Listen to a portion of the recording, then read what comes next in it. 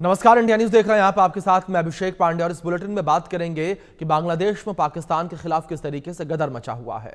पाकिस्तान और बांग्लादेश इन दिनों संबंधों को सुधारने में जुटे हैं। ये कवायद तब शुरू हुई जब बांग्लादेश में मोहम्मद यूनुस सत्ता में आए। उनके सरकार आने के बाद से दोनों देशों के प्रमुख कई बार मुलाकात कर चुके हैं। इतना ही नहीं, पाकिस्तान और बांग्लादेश के शीर्ष राजनेता और सैन्य अधिकारी एक दूसरे के देश का दौरा भी कर रहे हैं। हालांकि बांग्लादेश में एक बड़ा तबका ऐसा भी है जो पाकिस्तान से 1971 के युद्ध अपराधों के लिए माफी मांगने की मांग कर रहा है। इस कारण दोनों देशों में नजदीकियां बढ़ने के बावजूद संबंधों में वो गर्माहट नहीं देखी जा रही है। बांग्लादेश अपनी आज़ादी के बाद से ही पाकिस्तान से 1971 के युद्ध और अत्याचारों के लिए माफी की मांग करता रहा है। वहीं पाकिस्तान ने हर बार इन मांगों को खारिज किया, लेकिन अब जब संबंध सुधरने लगे हैं तब बांग्लादेश ने अपनी इस पुरानी डिमांड को एक बार फिर से दोहराया है। ये मांग बांग्लादेश यात्रा पर पहुंचे पाकिस्तानी विदेश मंत्री इशाक डार के सामने भी उठी। बांग्लादेश ने मांग की कि पाकिस्तान न सिर्फ माफी मांगे बल्कि 1971 के युद्ध के दौरान पाकिस्तानी सेना के किए गए अत्याचारों के मामले में जवाबदेही तय करे। हालांकि पाकिस्तान ने इस मुद्दे पर चुप्पी साध ली है। तो ये बड़ी खबर है जो इस बीच निकलकर सामने आई है। तो बांग्लादेश में पाकिस्तान के खिलाफ जो है वो गदर देखने को मिल रहा है। ढाका में पाकिस्तान के खिलाफ सड़कों पर जनता उतर आई है। पाकिस्तान के विदेश मंत्री की बड़ी फजीहत देखने को मिली। पाकिस्तान के विदेश मंत्री के खिलाफ विरोध प्रदर्शन देखने को मिला। 1971 के अत्याचारों के लिए माफ़ी की मांग बांग्लादेश में की जा रही है। बांग्लादेश के लोगों के द्वारा 1971 में जो अत्याचार किया गया उसको लेकर माफ़ी की मांग की जा रही है। ये बड़ी खबर है जिस बीच निकल कर सामने आ रही है। तो 1971 में जिस तरीके से पाकिस्तानी आर्मी के द्वारा काफ़ी ज़्यादा अत्याचार किए गए, उन अत्याचारों को लेकर माफ़ी की मांग की जा रही है। बड़ी खबर है जिस बीच निकलकर सामने आ रही है। माफ़ी की मांग जो है वो की जा रही है लोगों के द्वारा।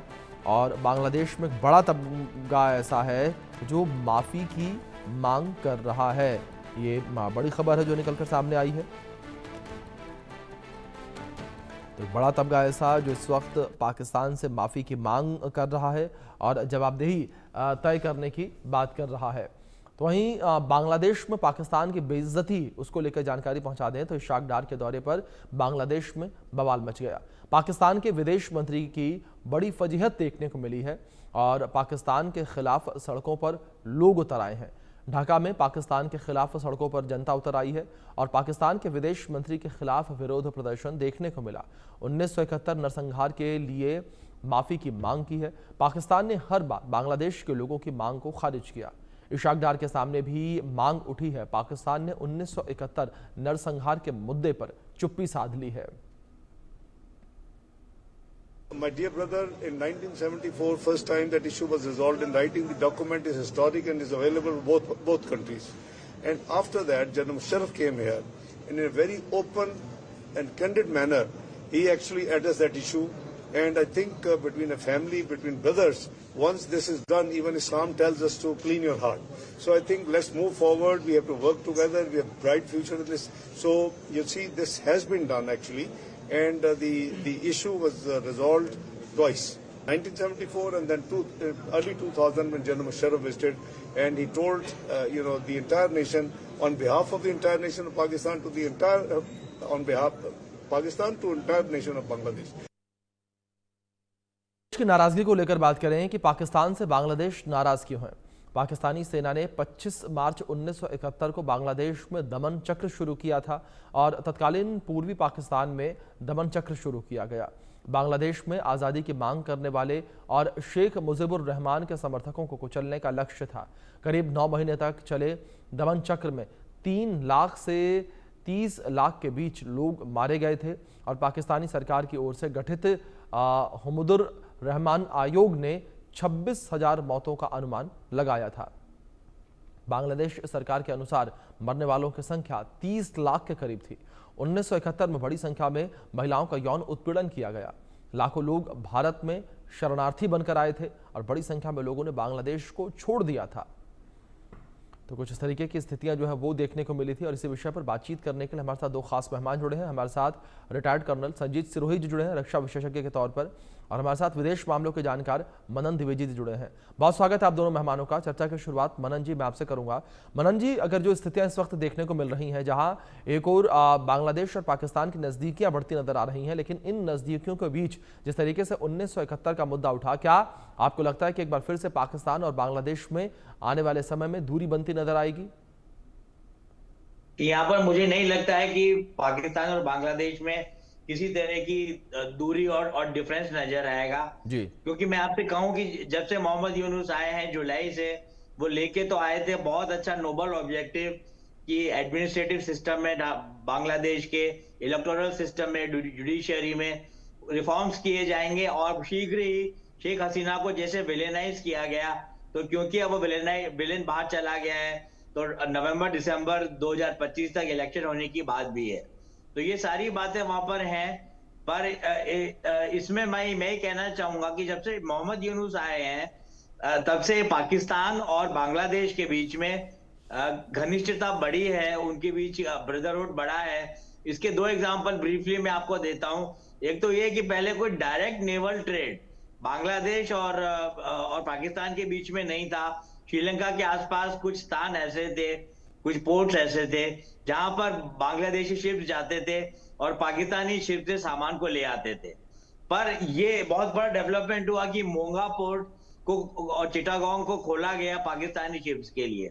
इसके अलावा जो पाकिस्तानी एम्बेसी है वहां पर भी ये बातचीत डिस्कस हुई, इवेंट्स हुए ऐसे 3-4 कि बोंगा बंधु की जगह, शेख मुजीबुर रहमान की जगह मोहम्मद अली जिन्ना का जो स्टैचू है वो ढाका में बीचों बीच लगाया जाए।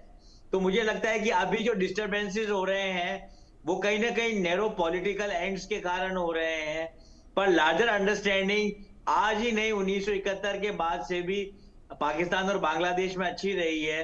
और जहां तक जेनोसाइड की बात है, जेनोसाइड में माफीनामे की बात पूरा विश्व अलग अलग बायलैटरल वॉर जोन्स में करता रहा है। जैसे कि अगर हम जापान को देखें तो जापान के ऊपर भी यही प्रेशर बना रहता है हर वक्त कि वो चीन से माफी मांगे।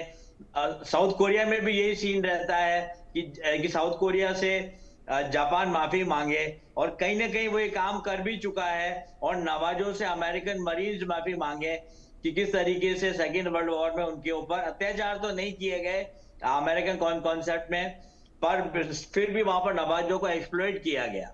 तो अगर हम बांग्लादेश की बात करें तो मुझे लगता है कि ये एक छोटा मोटा रिटोरिक है, बस शोर शराबा है, लाउड लैंग्वेज है, और ऐसे डिस्टरबेंसेस की आदत अब बांग्लादेशियों को डाल लेनी चाहिए क्योंकि उन्होंने ही प्रो इंडिया शेख हसीना को वहां से भगाया और उसमें डीप स्टेट अमेरिका का भी हाथ था। और मोहम्मद यूनुस वगैरह किस हद तक माफी की डिमांड करेंगे इस पे डिपेंड करता है कि बांग्लादेश अभी भी राष्ट्रवाद को फॉलो करता है या जिहादिज्म को फॉलो करता है। मैं यहाँ पर ये कहना चाहूंगा। जी ठीक है। दूसरी ओर संजीत जी, अगर बात यहाँ पर जो हालात इस वक्त बने हुए नजर आ रहे हैं और जो नज़दीकियाँ इस वक्त बांग्लादेश पाकिस्तान की और बांग्लादेश की चीन के साथ बनी नजर आ रही हैं, वो भारत के लिए किस तरीके से सुरक्षा के लिहाज से, सीमा सुरक्षा के लिहाज से खतरनाक? देखिए, पहले तो अभिषेक जी मैं आपको जय हिंद बोलता हूं। एक अहम मुद्दे पे बात करने के लिए आपने मुझे आमंत्रित किया, उसके लिए बहुत बहुत धन्यवाद।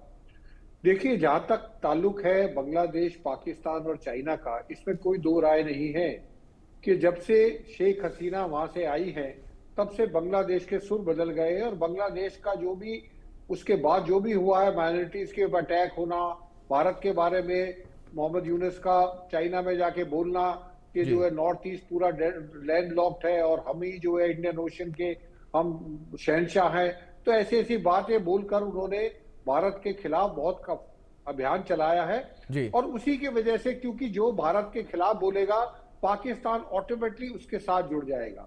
तो ये पाकिस्तान का बांग्लादेश के साथ इतनी नजदीकियां आने का कारण एक ये है कि पहली चीज तो चाइना ने पाकिस्तान के थ्रू बांग्लादेश के ऊपर अपना इन्फ्लुएंस डालना शुरू किया है, ताकि नॉर्थ में चाइना, जो आप डिफेंस के हिसाब से पूछ रहे हैं, मैं उसके हिसाब से आपको बता रहा हूं कि वेस्ट में पाकिस्तान है, नॉर्थ में चाइना और ईस्ट में बांग्लादेश है। इस तरीके से चाइना और पाकिस्तान की कोशिश है कि वो भारत को जो है तीनों तरफ से जो 3 फ्रंट जो वॉर कहते हैं कि शायद 3 फ्रंट वॉर होगा, वॉर तीनों फ्रंट पे होगा कि नहीं होगा, लेकिन हाँ हमको तीनों फ्रंट के लिए तैयार रहना है।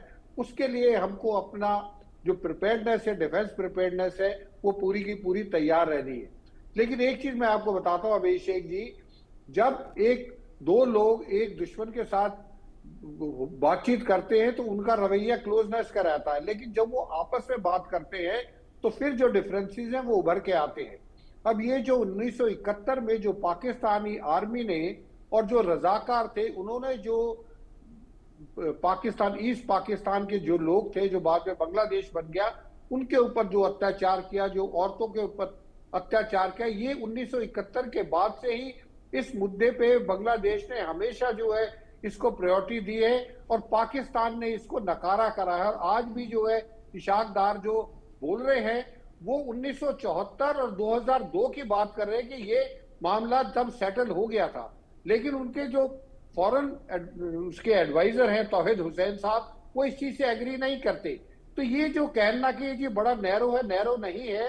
ये फिलहाल सिर्फ जमायते की वजह से बांग्लादेश में जो एंटी हिंदुइज्म और जो अवामी लीग के खिलाफ कार्रवाई चल रही है वो टेम्परेरी है। ऐसा हो नहीं सकता कि जो 18 करोड़ लोग या 16 करोड़ लोग जो है वो 1971 में जो पाकिस्तान आर्मी ने वहां अत्याचार किया उसको भूल जाए। तो ये जो है, ये मैं नहीं मानता जो पहले प्रवक्ता बोल रहे थे कि ये नैरो पॉलिटिक्स है, नैरो नहीं है। ये आज नैरो दिख रही है, लेकिन ये नैरो नहीं है। वो जिन लोगों ने 1971 को देखा है या 1971 में पढ़ा हुआ है, अगर उसको पढ़ने के बावजूद भी वो पाकिस्तान को माफ कर दे तो इसका मतलब उनके जो है गड़बड़ है। अदरवाइज जिस तरीके से पाकिस्तान आर्मी ने वहां अत्याचार किया, और अब जो ये इशाक डार साहब बोल रहे हैं कि इस्लाम में भाई की वजह से, क्या इस्लाम में क्या भाई के हमारे ब्रदर हैं, क्या उनकी जो औरतों को रेप किया जाता है? तो ये जो क्या ये इशाक डार साहब बोल रहे हैं, और अब भी मैं कह रहा हूं कि अब भी वो अपनी गलती को मानने के लिए तैयार नहीं है। उनके मन में कोई गिला शिकवा नहीं है या उनके मन में कोई रिपेंटेंस नहीं है कि जी हाँ हमसे गलती हो गई। अभी भी उनकी इतनी ईगो है, वो पुरानी बातें कर रहे हैं। लेकिन अगर वो ये कहते कि हाँ जी हम मानते हैं हमसे गलती हुई, तो मेरा ख्याल हालात और अच्छे हो सकते थे। लेकिन ये मुद्दा हमेशा रहेगा और कोई भी बांग्लादेशी है वो इस मुद्दे को भूलना नहीं चाहेगा और उसको भूलना भी नहीं चाहिए। अभिषेक जी। मनन जी, जिस तरीके से लगातार ये स्थितियां इस वक्त बनी नजर आ रही हैं, क्या यहाँ पर आप ये देखते हैं कि पाकिस्तान अपने हितों को साधने के लिए जिस तरीके से लगातार वो बांग्लादेश में अपने पैठ जमाने की कोशिश कर रहा है, वो 1971 में जो कुछ हुआ उसके लिए माफी मांग लेगा ताकि संबंध जो है बेहतर बने रहे? जी, मुझे नहीं लगता कि पाकिस्तान के हुक्मरान माफी मांगेंगे इनसे, मोहम्मद यूनुस से या बांग्लादेश के स्टेट और उनकी जनता से।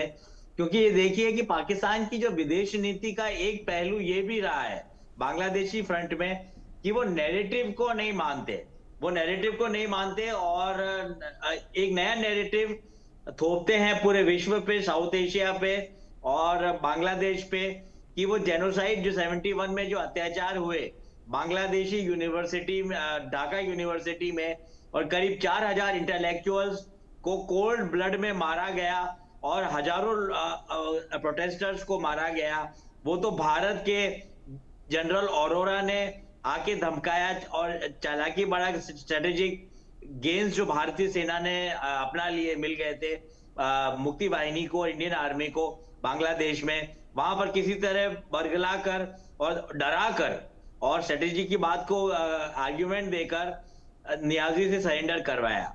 तो ये जो नैरेटिव है, इस पूरे नैरेटिव को कि बांग्लादेश पे अत्याचार हुए 1971 के आसपास ही नहीं पर 1947 में पार्टीशन के बाद से ही, ये पूरे नेगेटिव का अगेंस्ट काउंटर नैरेटिव पाकिस्तान चलाता रहा है। और मुझे लगता है कि पाकिस्तान माफी बिल्कुल नहीं मांगेगा, तो क्योंकि मुझे लगता है कि पाकिस्तान को जिस तरीके से जमाते इस्लामी, जिस तरीके से सिटीजन्स ग्रुप वहां एक्ट कर रहे हैं बांग्लादेश में, तो मुझे नहीं लगता कि पाकिस्तान को किसी तरीके से बांग्लादेशी नैरेटिव की या बांग्लादेशी हुक्मरान की या आर्मी की चमचागिरी करनी पड़ेगी वहां पर। पाकिस्तान एक तरीके का प्रोवाइडर राष्ट्र बन के बांग्लादेश के लिए सामने आ सकता है और धीरे धीरे visa regime, trade regime, shipping में, जैसा कि मैंने पहले बताया, और सिंबॉलिक मैनर में भी पाकिस्तान के फाउंडिंग फादर्स की जो बातचीत चल रही थी यूनुस के आने के बाद से पाकिस्तान में, उसके चलते मुझे लगता है कि सीधा साधा डिप्लोमेटिक और कूटनीतिक मीन्स से ही पाकिस्तान पूरी तरीके से डोमिनेट कर सकता है बांग्लादेश को। उसे और भी कुछ करने की जरूरत नहीं। पर इसमें हम यहाँ देखेंगे, यहाँ पे हम देखेंगे कि जो पाकिस्तान शहबाज शरीफ ने ये बात बोली थी कि एक तरीके से हम लोग भी हेल्प करेंगे उनको, और उसके अलावा कई चीजों पे बयान दिए थे। तो मुझे लगता है कि ये बयानबाजी चलती रहेगी, पर सबसे बड़ा जो लूजर है यहाँ पर वो है बांग्लादेश की जनता, बांग्लादेश का आवाम, कि वहां पर कभी तो मोहम्मद यूनुस आते हैं, कभी शेख हसीना कुछ बोलती हैं तो वहां दंगे हो जाते हैं, और ऐसे चल के बांग्लादेश राजनीतिक अस्थिरता और जो लेबर लॉज वगैरह और रूरल डेवलपमेंट की फील्ड में वहां काम किया गया उसके अगेंस्ट नेगेटिवली जा रहा है, और नेगेटिव ग्रोथ अब देखने को मिल रही है बांग्लादेश की। पर ये जो पाकिस्तान का जो कनार्ड है वो तो बांग्लादेश में पिछले 70 सालों से रहा है। आईएसआई वहां पर एक्टिव रही है, और साथ में नॉर्थ ईस्ट को डिस्टेबलाइज करने की जो कोशिश है वो भी चलती रही है। बल्कि मोहम्मद यूनुस ने तो यहां तक कह दिया था कि सिलीगुड़ी कॉरिडोर पे भी हमारी नजर है और वहां पर हम कोई हरकत कर सकते हैं, जो कि बड़ा ही जो कॉमिकल बात है, हास्यास्पद बात है। जो चाइना थ्रेट करे तो चार लोग सुनेंगे भी, पर मोहम्मद यूनुस ऐसी बात करेंगे तो उसको कोई नहीं सुनेगा और बांग्लादेश के हुक्मरान की मजाक उड़ेगी। तो मुझे लगता है पाकिस्तान, बात अपनी खत्म करता हूं मैं, पाकिस्तान माफी बिल्कुल नहीं मांगेगा, क्योंकि पाकिस्तान एक रोग स्टेट है। यहां पर हमें समझने की जरूरत है, पाकिस्तान एक रोग आक्रांता देश है और वो हेजिमोनाइज करेगा बांग्लादेश को, और बांग्लादेश की जो नेचुरल रिसोर्सेज हैं चीन की तरह उनको पूरी तरीके से कब्जाने का प्रयास करेगा। मैं यहाँ पर ये सोचता हूँ। जी ठीक है। दूसरी ओर संजय जी, जिस तरीके से लगातार ये मांग यहाँ पर देखने को मिल रही है, क्या आपको लगता है कि इस बीच पाकिस्तान के ऊपर भी कोई अंतर्राष्ट्रीय दबाव बढ़ सकता है? अभिषेक जी, जहां तक अंतर्राष्ट्रीय दबाव की बात है, अंतर्राष्ट्रीय दबाव सिर्फ दो ही जगह से बढ़ सकता है, वो अमेरिका से और चीन से जी। और दोनों का दोनों जियोपॉलिटिकली आप देखें, पाकिस्तान की जियोपॉलिटिक जो ज्योग्राफिकल लोकेशन है उसके लिए चाइना को भी पाकिस्तान की जरूरत है और जो है अमेरिका को भी पाकिस्तान की जरूरत है। तो मुझे नहीं लगता कि पाकिस्तान के ऊपर अगर कोई तरीके का प्रेशर होगा, और अब तो बिल्कुल नहीं लगता। हाँ, आज से 5-6 साल या 8-10 साल पहले अगर जब डोनाल्ड ट्रंप साहब फर्स्ट टर्म में आए थे, उस समय जब वो पाकिस्तान को बोलते थे कि पाकिस्तान को टेररिस्ट स्टेट और वहां पे टेररिस्टों को पनाह दी जाती है, उस टाइम प्रेशर होता तो होता, लेकिन अब तो मेरे को लगता है कोई प्रेशर नहीं होगा। और अगर पाकिस्तान इस चीज की बांग्लादेश से 1971 की जो वहां पे जो पाकिस्तान आर्मी ने रजाकार के साथ मिलकर जो वहां पे जेनोसाइड किया है, अगर वो माफी नहीं मांगता तो ये पॉइंट हमेशा जो है एक जो है थॉर्न रहेगा, एक कांटा रहेगा दोनों की रिलेशनशिप में।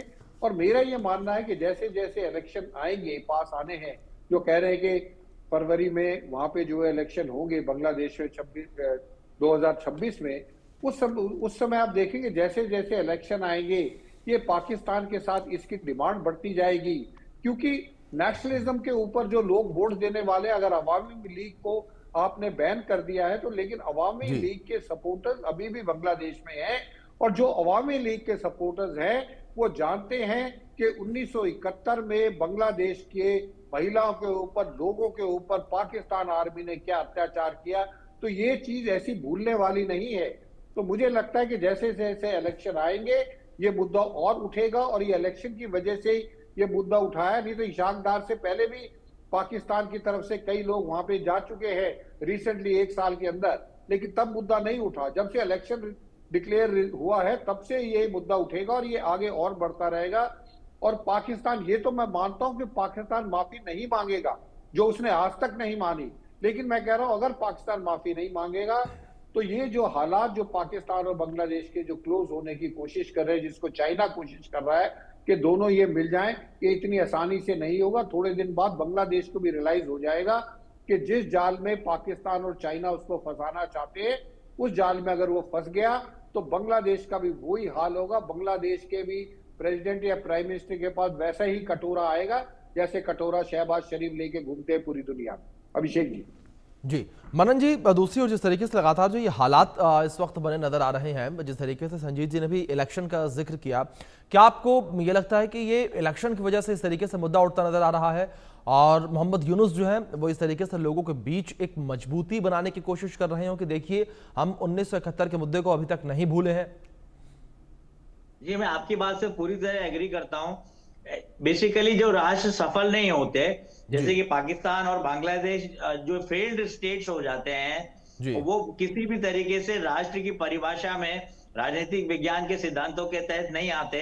और वो स्थिति काफी वर्षों से, काफी 5-10 वर्षों से पाकिस्तान में है और उसी टर्ब्यूलेंट और अनस्टेबल और राजनीतिक अस्थिरता के फेज में बांग्लादेश भी है। सबसे बड़ा लॉस तो ये हुआ कि इंडिया और बांग्लादेश के बीच में रिलेशनशिप काफी इंप्रूव कर रही थी और हमारे ऑनरेबल नरेंद्र मोदी ने 2 काम करवाए जो बहुत अच्छे हुए। पर शेख हसीना को जो रोका, तो ये काम शेख हसीना को रोकने के बाद ये काम वहां के जिहादी एलिमेंट्स और वहां की सिटीजनशिप पार्टी ने खराब कर दिया। पहला तो ये कि लैंड बाउंड्री एग्रीमेंट, ये बहुत दिनों से रैंकलिंग फैक्टर था भारत और बांग्लादेश के रिलेशनशिप में। तो भारत और बांग्लादेश ने ये लैंड बाउंड्री एग्रीमेंट साइन किया। जहां तक एनक्लेव्स की बात है, कुछ एनक्लेव्स भारत ने पाकिस्तान बांग्लादेश को दे दिए और कुछ एनक्लेव्स बांग्लादेश ने भारत को दे दिए। और इसके लिए ऐसा नहीं कि हमारे प्रधानमंत्री ने ऑटोक्रेटिक नीति अपनाई, इसके लिए कॉन्फिडेंस में लिया गया वेस्ट बंगाल की चीफ मिनिस्टर बनर्जी को, ममता बनर्जी को। और ये एक बहुत बड़ा हाई पॉइंट माना जाता है साउथ एशियन कूटनीति और रणनीति में कि जो एलबीए का जो रैंकलिंग और कंफ्यूजिंग कॉन्सेप्ट था वो क्लैरिफाई कर दिया गया काफी अच्छे तरीके से 24 परगना के एरिया में। उसके अलावा मैं ब्रीफली ये बात कहूंगा, तीस्ता में भारत और Bangladesh $1 billion Teesta river valley project में लगा रहे थे और इसके लिए भी डोमेस्टिक पॉलिटिक्स को मद्देनजर रखते हुए केंद्रीय सरकार ने काम किया और ममता बनर्जी को कॉन्फिडेंस में लेकर ये ट्रीटी भी साइन की। पर बीच में शेख हसीना फिर चाइना चली गई और वहां आधी अपनी ट्रिप को छोड़कर आई और वहां से उनको इवैक्यूएट करना पड़ा दिल्ली के लिए। तो मैं सोचूंगा कि पाकिस्तान के जिहादी एलिमेंट्स, वहां की आईएसआई, इन लोगों से गठबंधन करके बांग्लादेश को कुछ भी नहीं मिलने वाला है, क्योंकि एक डेमोक्रेटिक, प्रोग्रेसिव और एक पावरफुल नेबर वो उनको मिला हुआ था भारत के रूप में। तो मोहम्मद यूनुस तो खैर एक तरीके का मुखौटा है, एक पपेट है एक तरीके की, पर जो फोर्सेस पूरी तरह टेक ओवर कर रखा है जिन्होंने बांग्लादेश को और ढाका को, वो फोर्सेस लॉन्ग टर्म में बांग्लादेशी आवाम के लिए, बांग्लादेशी विदेश नीति, कूटनीति और उनकी डोमेस्टिक इकोनॉमिक और यूथफुल हेल्थ के लिए ये मुझे लगता है घातक सिद्ध होगा। और जहां तक पाकिस्तान की बात है, वहां पे अफगानिस्तान आफ पाक वाली सिचुएशन है, किसी को पता नहीं कौन निर्णय लेने वाला है और क्या निर्णय होने वाला है। रावलपिंडी कुछ और बोलेगी, इशाक दर जो अभी आए हुए हैं बांग्लादेश में वो कुछ और बोलेंगे, और शहबाज शरीफ तो फ्लोरिडा टांपा में भारत को नियुक्त करने की धमकी भी दे डालते हैं। तो ऐसी स्थितियों में बांग्लादेश को शेख हसीना ने चूज किया था भारत को, पर वहां पे ना कोई सरकार है अब बांग्लादेश में, ना कोई सिस्टम काम कर रहा है। लेट्स होप कि वहां की जनता के लिए, वहां के आवाम के लिए फरवरी में इलेक्शंस करवाएंगे मोहम्मद यूनुस। और बीच में ये बात भी उठ रही थी जिससे बांग्लादेश के बारे में सोचा जा रहा था कि वहां की आंतरिक व्यवस्था, इंटरनल सिक्योरिटी और भी खराब होने वाली है, क्योंकि सब लोग अटकलें लगा रहे थे कि मोहम्मद यूनुस के जाने का समय आ गया है या नहीं आ गया है। तो इस तरह की जब पर्सनैलिटी कल्ट बन जाए कहीं पर, या एक आदमी मुखौटा बन के रहे और पीछे से फोर्सेस जिहादी, आईएसआई और डीप स्टेट हो, ऐसी स्थिति में बांग्लादेश का भगवान ही मालिक है। और ये भी एक सेक्युलर और एक प्रोग्रेसिव और डेमोक्रेटिक कंट्री हुआ करता था, पर जो वो 1971 के बाद में जो बांग्लादेश में मेहनत की गई है वहां के रिबेलियन के बाद से, वो पूरी मेहनत पर पानी फेर दिया है ये वहां की डीप स्टेट ने, या जहां विश्व के किसी भी क्षेत्र की डीप स्टेट वहां पे काम करती है। बिल्कुल। अब सर देखने वाली बात यहां पर यह होगी आगे किस तरीके से बांग्लादेश में चुनाव होते हैं और क्या